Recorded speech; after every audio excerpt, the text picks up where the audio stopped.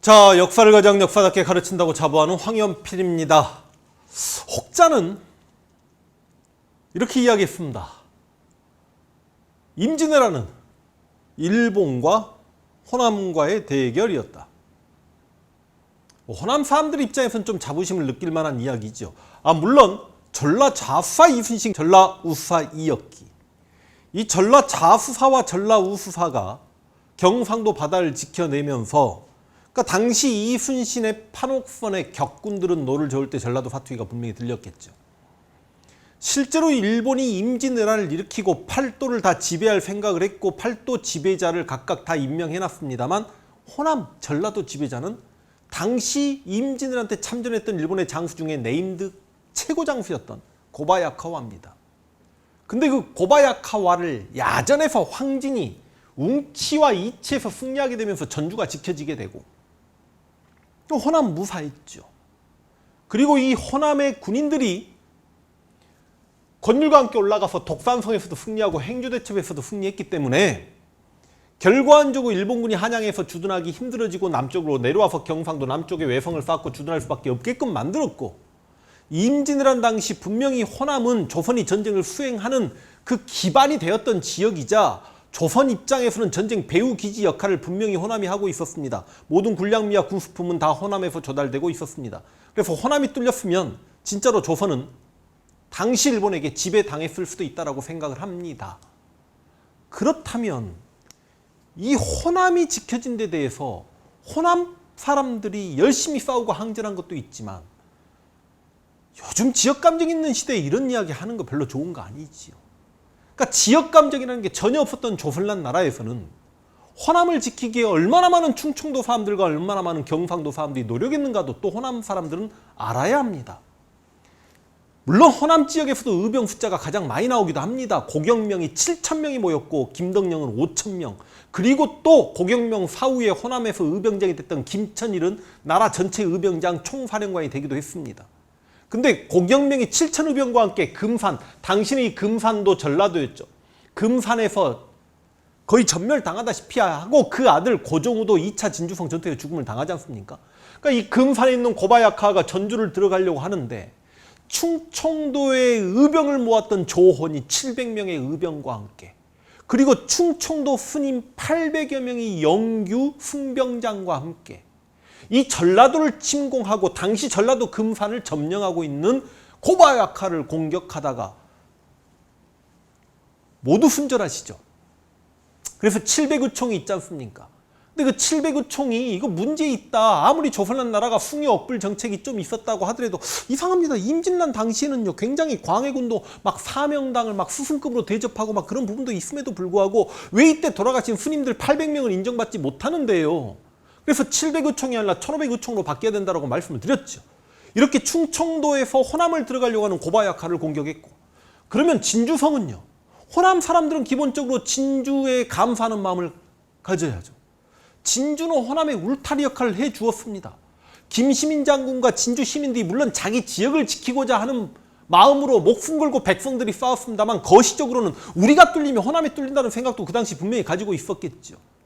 그리고 경상 좌도는 뚫렸지만 경상우도에 엄청난 의병장들이 나옵니다. 곽지호만 알고 계십니다만 정인홍, 나중에 북인 정권에서 광해군 정권에서 영의정까지 했던 정인홍도 있고, 그리고 누가 뭐라고 해도 경상우도의 최고의 의병장은 김면이죠.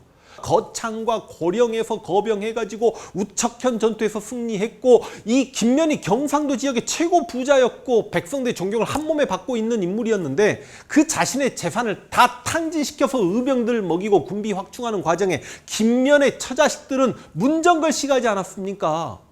그런 김면이 1593년에 전염병 걸려서 돌아가실 때 마지막 멘트 보십시오. 나는 다만 나라만 있는 줄 알았지 내 한 몸 있는 줄 몰랐다.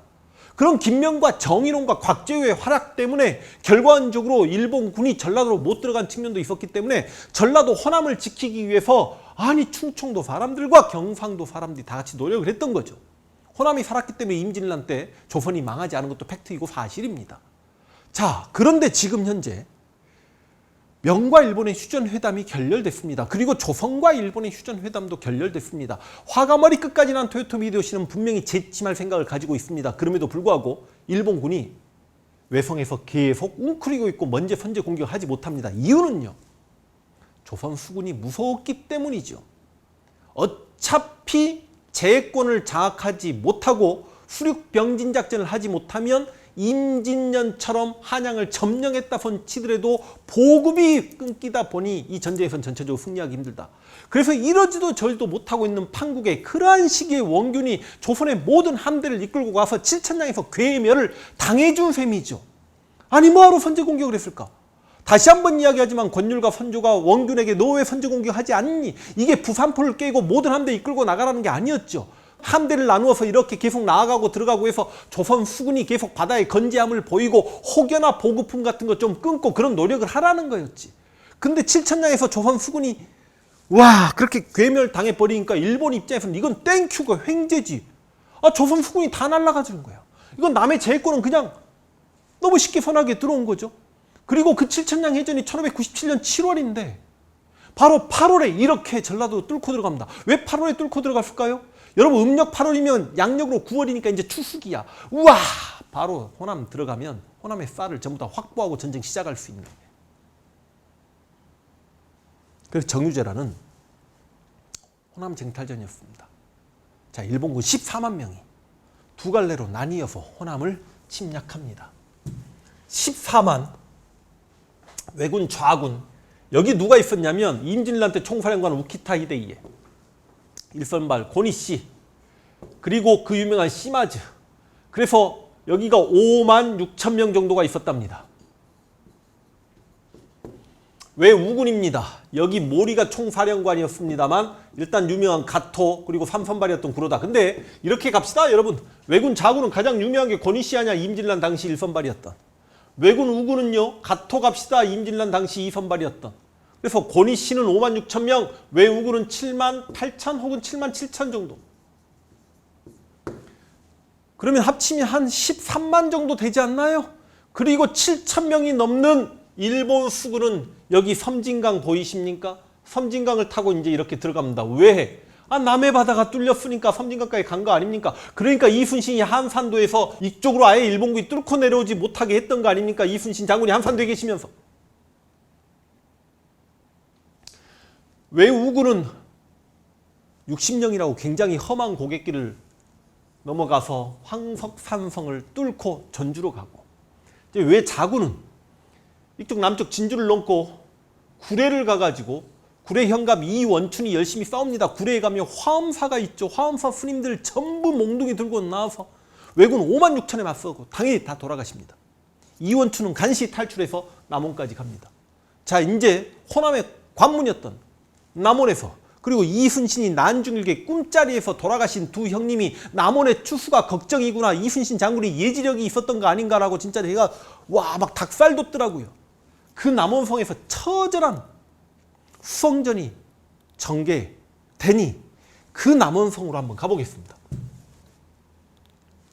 먼저 남원성으로 가기 전에 경략 형계가 만력제 명나라 황제에게 쓴 보고서 형계면 임진왜란 당시 송응창처럼 우리로 치면 지금 유성룡 그러니까 문관 출신으로 명나라군이 다시 참전을 결정하고 명나라 총사령관이라고 생각하시면 되고 명나라 최고의 장군이 마귀입니다. 지금 마귀 이름이 마귀지만 진짜 명장입니다. 이 마귀는 지금 한양에 1만 병력 정도를 주둔시켜 놓고 있고 명나라에서 다 해서 한 13만 14만 정도가 지금 참전하기로 되어 있습니다. 조선의 서남 일면이 전라도인데 본도의 소속은 아직까지 잔파되지는 않았다. 이 도는 병력이 정예로워 곧 조선의 지주임은 물론 그만큼 호남이 그 역할을 했던 거죠. 왕경 일대 공도의 이곳에서 주달받고 있는 형편이다. 그러니 외노가 감히 경상도에서 깊숙이 침투하지 못하는 것은 아마도 전라도에서 후미 공격이 두려워서일 것이다. 전라도를 보존하고자 한다면 반드시 남원을 보호해야 되는데 이는 마치 대문을 지키는 것과 같아서 대병이 이곳에 주둔하여 전라도와 더불어 함께 제압하지 않을 수 없다. 이게 명나라 총사령관 형계가 명나라 황제에게 보내는 글입니다. 그러니까 명나라도 남원이 큰 싸움터가 될 거라는 걸 알았고 조선 조정도 남원이 큰 싸움터가 될 거라는 걸 알았죠. 그래서 명나라 대군이 조선에 전체적으로 들어오기 전에 명나라에서 요동 기병 3,000병력과 함께 양원이란 친구를 명나라 부총관인데 전주에 내려보냅니다. 그래서 양원이 3,000과 함께 들어오는데 이 양원이 친구가 상당히 건방진 친구입니다. 선조를 만나가지고 조선의 장수들이 겁이 많고 도망을 잘 가니 이렇게 나라를 못 지켜낸 거 아니냐. 내가 명나라에서 참 중요한 사람인데 내가 너희 나라 조선을 어떻게든지 잘 지켜낼 수 있도록 노력을 하겠다. 그리고 내가 왕인 너보다 나이가 많음을 선조는 명심해야 돼. 그렇게 이야기하면서 나는 요동 3,000병력과 함께 움직이기 때문에 평지에서 말을 타고 싸우고 싶다. 남원이 요동처럼 평지냐라고 물어보니까 선조 입장에서는 남원이 분명히 전쟁이 터질 곳이고 남원은 그래도 전라도고 전라도는 그래도 우리나라의 평지니까 아 거기 평지다라고 해가지고 이렇게 양원이 3,000병력과 함께 남원 읍성에 들어온 건데 주변의 장수들 조선 장수들이 양원에게 장군 교룡산성으로 가서 차라리 수성전을 전개합시다. 여러분 제가 교룡산성을 가봤습니다만 산성 진짜 허헉대고 올라가야 됩니다. 그리고 진짜 이거 거의 요새 수준의 산성이고요. 제가 생각할 때 이 교룡산성에서 수성전을 전개했더라면 권희 씨의 공격을 막아낼 수 있었다라고 생각을 합니다. 산성의 가장 취약한 점은 물이 부족할 경우인데요. 이 교룡산성은 우물물만 99개가 있습니다. 그리고 실제로 이 교룡산성의 남원의 주민들이 벌써 다 피난가 있었고 모든 곡식이 교룡산성에 이렇게 보관돼 있는 그런 상태에서 양원이 이 평지성인 남원 읍성에 들어오면서 교룡산성에 있는 주민들과 곡식을 전부 다 이쪽으로 옮깁니다. 그러니까 양원 입장에서는 자신이 요동기병과 함께 들어왔기 때문에 수성전을 전개하면서 간혹가다 성문을 열고 기병으로 일본군을 쓸어버리겠다. 그런 생각까지 좀 있었던 것 같아요. 저 이게 가장 큰 패착이라고 생각합니다. 그런데 물론 양원도 뭐 믿는 구석이 좀 있었냐면 전주에 진우충이라고 해가지고 명나 부총관이 또 2,000병력 정도를 보유하고 있으니 그러니까 명나라에서 일단 5,000병력을 남쪽 전라도로 내려보낸 거예요. 그래서 3,000은 남원으로 가고 2,000은 전주에 있어라. 아마 남원이 먼저 전장이 될 거니 2,000은 그럼 남원을 구원해라. 그럼 2,000이 내려오면 이제 5,000병력이 되는 거 아닙니까? 그리고 당시 이원익과 권율이 이 남원의 동북 쪽에 약 1만여 조선 병력과 함께 대기 상태였습니다. 그 1만 조선 병력이 들어오면 이 남원 읍성에서도 막아낼 수 있겠다라고 생각했던 양원은 해자를 만들고 성각키라고 이야기하죠. 이렇게 성각키, 이런 성각키들을 만들고 나름 수성전을 준비하고 있었습니다. 자신이 있었던 거지, 딴에는. 그런데 이제 1598년 8월 12일 날 5만 6천여 명의 일본군이 남원 읍성에 와서 이제 정찰을 시작합니다. 권희 씨가 이렇게 서문을 공격하고요. 시마주가 북문을 공격합니다. 우키타가 남문을 공격하고 이 강한루 많이 가보셨죠? 춘향이만 생각했죠? 이몽룡과 춘향이. 그 바로 뒤에 이렇게 남원 읍성이 있고 이곳에서 진짜 처참한 다들 강한루 가서 사진만 찍고 오잖아요. 8월 10일 날 이렇게 진을 치는데 양원이 깜짝 놀라요. 일본군 병력이 이렇게 많은 병력인지 몰랐어. 5만 6천이 온 거야. 그래서 놀라가지고 전주에 있었던 진우충에게 도와달라. 그러니까 진우충이 2,000병력 끌고 가봐야 이거 못 이길 것 같거든. 진우충이 나는 몰라요 라고 해버립니다. 그러면 또 이쪽에 이원익과 권율이 끌고 있는 조선군 1만이 있잖아. 이 1만이 도움을 주러 오겠지라고 했는데 문제는 일본군 수군이 섬진강을 타고 이렇게 올라가면서 1만 병력이 이 양쪽 사이에 끼어버린 거예요. 그래도 나는 남원성을 구원하겠다라고 어떻게든지 권율이 남원으로 들어갔으면 되는데 권율이 뒤로 후퇴해버립니다. 그러니까 권율은 행주대첩 이후에 진짜 주요한 전장에서 다 한 발씩 빼는 모습을 좀 보여주니 양원 입장에서 이제 완전히 놀란 거지. 이건 뭐야, 지금 내 삼천로 여기 있는 일본군을 다 막아야 된단 말이야. 그러고 있는 판에 8월 12일 날 그러니까 일본군이 진을 치고 있는데 갑자기 조선 병력을 이끌고 전라도 병마사 이봉남이 꽹가리를 치고 비리를 불면서 아주 자연스럽게 남원성으로 들어오니까 일본군도 멘붕. 쟤들 뭐야? 어떻게 저렇게 군악대가 나팔을 불고 꽹가리를 치고 북을 치면서 들어갈 수 있지? 그러니까 이봉남이 이래저래 해서 남원성으로 들어가려고 하면 또 전투를 해야 되니 보부도 당당하게 그냥 북치면서 들어가 버린 거예요. 그러니까 당시 일본군 기록을 보면 와, 저 완전 또라이들이다. 저 또라이 장수 이름이 뭐냐? 그러니까 조선의 병마사 이 아무개다 막 이런 내용이 좀 나오거든요. 그래서 이봉남 조선의 장수가, 여러분 이 이봉남 이름을 처음 들어본 이름이 아닙니다.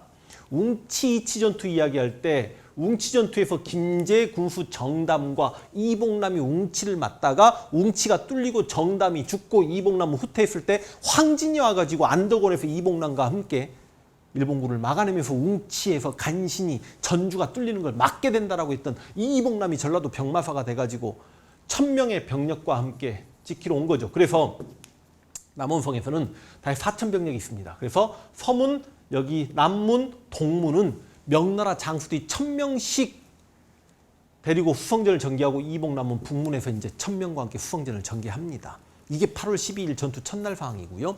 8월 13일이 됐습니다. 8월 13일 날 왜군들이 성문 앞에서 엉덩이를 까고 막 그러면서 모욕적인 언행을 하면서 5명이 막 이렇게 놀리니까 양원이 이봉남에게 활 잘 쏘는 사수를 시켜서 이들을 죽이라 명령을 내렸더니 이봉남이 아니 왜군은 조총으로 죽여야 제맛이다라고 하면서 조총을 쏘아서 3명을 죽입니다. 이게 뭐 할 수 있죠?